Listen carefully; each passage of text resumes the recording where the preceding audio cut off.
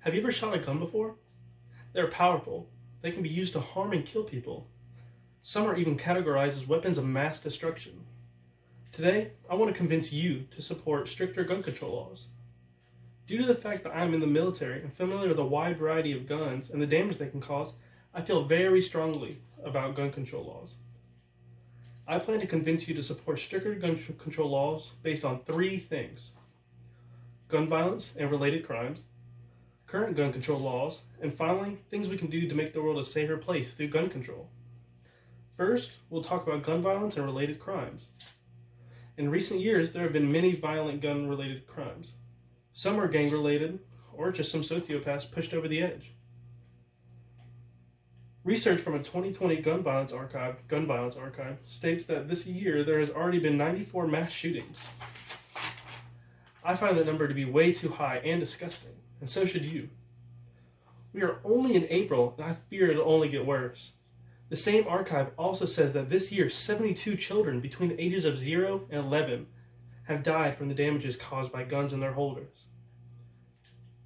I work with children around that age all the time because of my job, and just the thought of someone that young, or anyone, losing their life because of gun violence sickens me. I hate that we must fear for our children's safety every day they go to school or want to ride their bike to the park.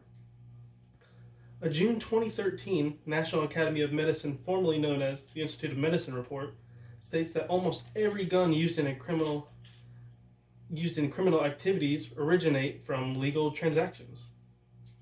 I truly believe with stricter and more thought-out gun control laws, we could lessen numbers like these. Next, we will talk about current gun laws. A 2020 article about current gun laws, Gifford's Law Center to Prevent Gun Violence, states that there are background checks when buying a licensed seller. Unfortunately, in the same article, it is stated that there's a huge loophole.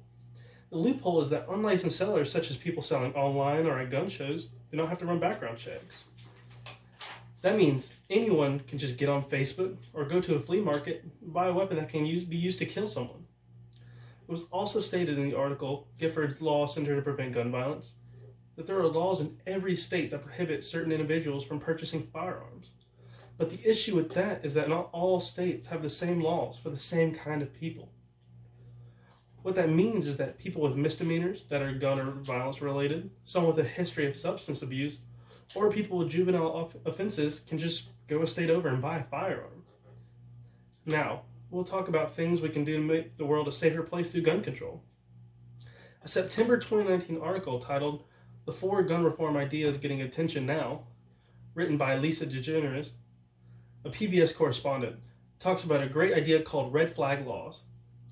The red flag law idea basically states that law enforcement officials can take away a firearm or remove access to one from someone who is giving them a reason to think they might use a weapon to hurt someone.